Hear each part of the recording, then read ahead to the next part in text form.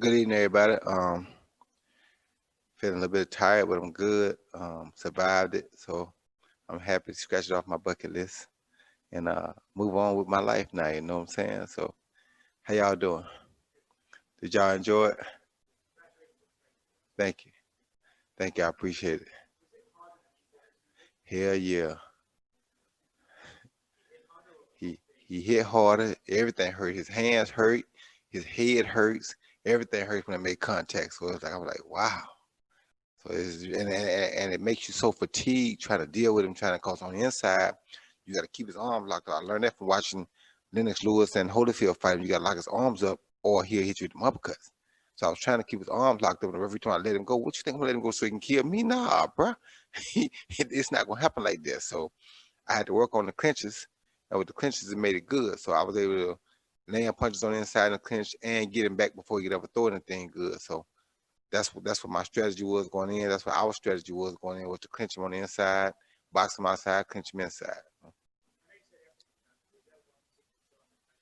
Well, no, never thought about dropping, but it was two good shots. One good body shot he hit me with, and one good he hit me with a uppercut straight up and threw my jaw off a little bit. But my jaw's still a little sore, but it's all good. It happens in fighting. You know what I mean? So it's like I knew it was gonna happen. I was just glad I was able to take the shots and not, nothing really happened. I never was dizzy or anything. I did feel them, but they never had me dizzy, so I was good. I mean, of course, everybody always gonna feel like they want to fight. I thought I wanted to fight. I thought I jabbed, moved around, and kind of controlled the pace better. But I mean, a draw. I take a draw with Mike Tyson. I mean, come on, bro. How could you get mad about that? You know what I mean? And he was throwing more power punches anyway. I'm throwing more jabs and probably other punches. He landed probably more power punches. So I mean, it could go either way. You know what I mean? So I'm cool with the draw. I mean, I hear him out tonight. He want to do it again, but it's a big old dude. He bigger than he weigh 220, but now he more massive than 220. Trust me. Hmm. I'm okay with that, but me being me and knowing me, I ain't gonna be settled with no draw. That's why I said right away I'm not the draw type of guy. So I mean, I talk to my kids. My kids already tell me no, daddy, that's it. But we'll see. Thank you, my brother.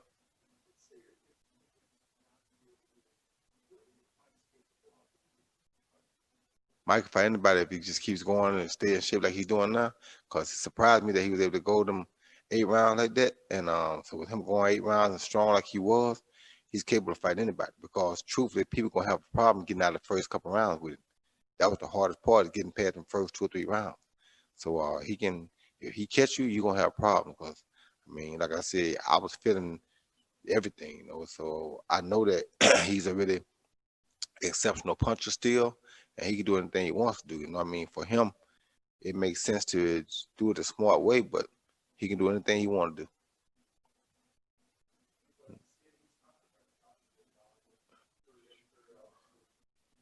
I mean, it's like we have nothing to really prove.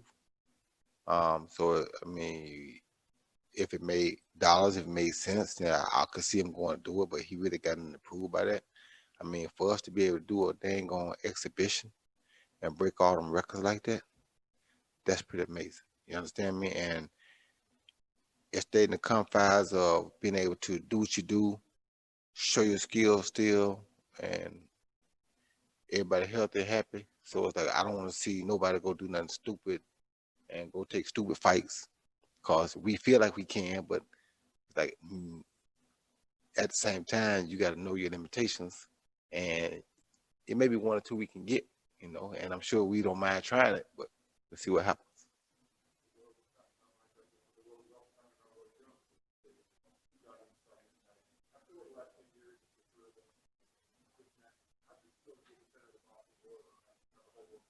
Man, it's only a blessing from God that I was able to be able for us to be able to bounce back like that. Not just me and him. But it was already talking about him, and he always gonna be talked about because he was such a big guy and a big puncher. But for me, people thought it was over with. They never thought I could last 8 rounds. You know what I mean? And so for me to last that 8 rounds said a lot to people. You know what I mean? Make people understand that this ain't what you think it is. It's like when God calls, you go. It's like it wasn't something that I had planned on doing, but I knew something was going to happen eventually, and to get that opportunity to go out and give the world something to look forward to that was positive is a beautiful thing. I just thank God that we both made it out cool and nobody got hurt. So it's like it make it even better, because people got entertained, yet everybody on the edge of their seats because they know all it takes is 1 punch from either one of us and anything can happen. So you know. Well, you took Mike's power at the age of 54. Was set to fight him at 30. Think he handled his power at 34 now? Well, I really thought I had a better chance handling at 34 than I would have at 51. So it would have been tough still though, because like I said, everything he throws is exceptionally strong, and you don't find guys. It's like what the real difference is when you put two people in there together that are really gifted people, you find out the difference in that and all this other stuff. And tonight, I knew it already in my head because I knew what he done and what he's accomplished in his career, but he's just further showed that he was Mike for a reason.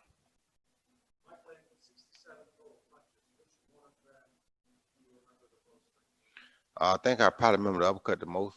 Got my jaw still a little shook up, but it's all good because it's boxing. but I think I remember the uppercut the most.